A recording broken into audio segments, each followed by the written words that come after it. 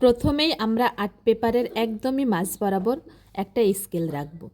এরপরে সোজা একটা দাগ টেনে নেব। এই দাগটা হলো আমাদের মেজারমেন্ট দাগ। এই দাগের ওপরে আমরা মোট 2টা পাহাড় আঁকাবো। এইখান থেকে ধরে ওপরের দিকে এবং ওপর থেকে নিচ পর্যন্ত নামিয়ে দেব। এরপরে আবারও এইখান থেকে ধরে উপরের সাইডে এবং নিচ বরাবর নামিয়ে দেব। পাশাপাশি 2টা পাহাড় হলো। এরপরে এই পাহাড়ের মাঝখানে আমরা একটা সূর্য আঁকাবো। অর্ধেক বৃত্ত এঁকে দিলাম এবং একটা সূর্য হয়ে গেল। এরপরে এই সূর্যের আমরা রশ্মি আঁকাবো। একটা দাগ ছোট, একটা বড়। এভাবেই তোমরা সূর্যের রশ্মি আঁকাবে। একটা ছোট দাগ, একটা বড় দাগ। ওপরের কাজ আমাদের প্রায় কমপ্লিট। এখন এই মাঝ বরাবর আমরা একটা পাড়ের অংশ আঁকাবো। এইখান থেকে ধরে বাঁকা করে, আবারও এই সাইডে বাঁকা করে, এই সাইডে বাঁকা, এভাবে বাঁকিয়ে বাঁকিয়ে আমরা এই পর্যন্ত লেগে দেব। দেখো, এই পাড়ের প্রত্যেকটা অংশকে আমরা ডাবল করে দেব। পাড়ের অংশ অবশ্যই ডাবল করবে, তাহলে পাড়টা দেখতে বেশি ভালো লাগবে। এরপরে আমরা দেখো কিছু ডিটেলস করে দিচ্ছি। এখন আমরা এই পাড়ের অংশে একটা ঘর আঁকাবো। এই জন্য প্রথমে আমরা উল্টো ভি এঁকে নিলাম, ইংরেজি লেটার উল্টো ভি। এরপরে এর মাথায় থেকে সোজা একটা দাগ টানলাম এবং এই পাশেও বাঁকা করে আরও একটা দাগ টেনে দিলাম এবং এই 2 দাগ আবার একসাথে মিলিয়ে দিলাম। এই যে দাগটা দেখতে পাচ্ছ, এইটাকে আমরা ডাবল করে দেব। দেখো, সুন্দর একটা ঘরের চালা তৈরি হলো। এই চালাই থেকে তোমরা মোট 3টা খুঁটি বের করবে। একটা খুঁটি, 2টা খুঁটি, 3টা খুঁটি এবং 3টা খুঁটি একে অপরের সাথে লাগিয়ে দিলাম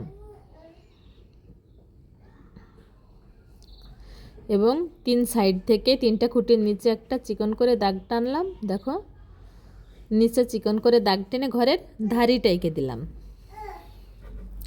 সুন্দর একটা ঘর কমপ্লিট হলো। এরপরে এই ঘরের একটা দরজা এঁকে দিলাম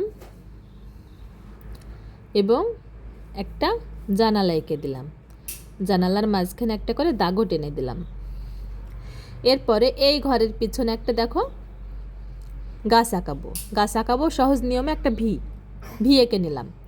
এরপরে এই ভিয়ের পাশ থেকে দাগ টেনে নিচ পর্যন্ত নামিয়ে দিলাম এবং এই পাশ থেকেও আরও একটা দাগ টেনে চালার সাথে লেগে দেব এবং নিচে দেখো শিকড় এঁকে দিচ্ছি। কিভাবে কৌশলে শিকড় এঁকে দিলাম, গাছের শিকড়।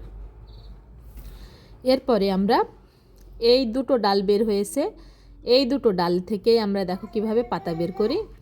প্রথমে এই ডালের কাজ করবে, একটা ডাব্লিউ আঁকাবো, ছোটো হাতের ডাব্লিউ। এরপরে এইটাতেও ছোটো হাতের একটা ডাব্লিউ এঁকে দিলাম। 2 ডালে 2টা ডাব্লিউ। এরপরে এই যে গাছটা আমি যতটা বড় রাখতে চাই ঠিক ততটা অনুযায়ী একটা গোল মেজারমেন্ট দাগ দিয়ে নিলাম। এরপর এর ওপর দিয়েই দেখো আমি ঢেউ কেটে কেটে চলে যাব আর আমার গাছের শেপটা হয়ে যাবে। দেখো, ঢেউ কেটে চলে যাচ্ছি আর অটোমেটিক্যালি গাছের শেপ চলে আসছে। আমি এই জন্যই প্রথমেই রাউন্ড গোলটা দিয়ে নিয়েছিলাম হালকা হাতে। প্রথমে যে আমরা মেজারমেন্ট দাগটা দিয়েছিলাম, এখন সেই দাগটাকে আমরা গাঢ় করে দিলাম। হালকা ছিল, গাঢ় করলাম। এরপরে এই দাগটার পিছন থেকে আমরা দূরের গাছপালা আঁকাবো। একইভাবে রাউন্ড করব। এটা করব ছোট বড় রাউন্ড। দেখো, একটা ছোট আবার একটা বড়। এভাবে আমরা একদম সমস্ত দাগের পিছনে দূরের গাছপালা এঁকে ফেললাম। এরপরে আমাদের দৃশ্যটা আঁকানো অনেকটা সৌন্দর্য চলে এসেছে। আমি এখন এর নিচে, ঘরের নিচে আমি একটা গাছের ঝোপ আঁকাবো। এই জন্য ভি, আবারও উল্টো ভি চিকন চিকন করে আঁকছি। দেখো, চিকন চিকন করে উল্টো ভি এঁকে দিলেই ঘাসের ঝোপ হয়ে যায়। এই ঘাসের উপরে আমরা কিছু ফুল এঁকে দেবো। দেখো, একটা গোল দিলাম এবং চারিপাশে পাপড়ি দিয়ে নেবে, তাহলে সুন্দর একটা ফুল হয়ে যাবে। আরও একটা ফুল আঁকাবো। এই জন্য আবারও দেখো একটা গোল দিয়ে নেব এবং চারিপাশে পাপড়ি এঁকে দেব, ফুলের পাপড়ি। এরপরে আমরা নদীতে একটা নৌকা আঁকাবো। এই জন্য দেখো বাঁকা করে একটা প্রথমে দাগ টানবে, মনোযোগ দিয়ে দেখো নৌকাটা, তাহলে শিখতে পারবে সহজেই। এরপর এই যে মাথায় থেকে টেনে নেবে এবং এইখান থেকে রাউন্ড করে নিচের দাগে লেগে দেবে। এরপরে মাথায় থেকে সোজা একটা দাগ, আবারও নিচে দাগ টেনে নিচের দাগের সাথে মিলিয়ে দেবে। এইখান থেকে ধরে এইটা মিলিয়ে দেবে এবং এখান থেকে এই সাইডটা মিলিয়ে দেবে এবং এইখানে একটা সোজা দাগ টেনে দেবে। এরপরে এ পাশ থেকে বাঁকা টান, এ পাশ থেকে বাঁকা টান এবং নিচে ঢেউ, তাহলে নৌকার শেপ চলে আসলো। এরপরে এই যে দাগটার মতন আমরা নৌকার সমস্ত জায়গা জুড়েই বাঁকা দাগগুলো টেনে দিলাম এবং এই সইয়ে আমরা দেখো কিছু ডিটেলস করে দিলাম। সুন্দর একটা নৌকা কমপ্লিট হয়ে গেল এবং একটা খুঁটিতে নৌকাটা বেঁধে দিলাম।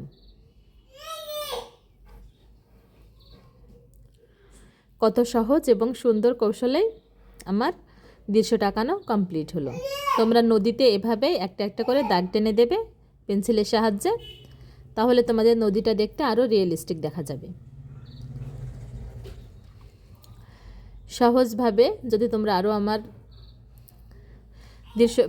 যদি তোমরা সহজ দৃশ্য শিখতে চাও, তাহলে আমার অন্য ভিডিওগুলো আছে, দেখে আসতে পারো।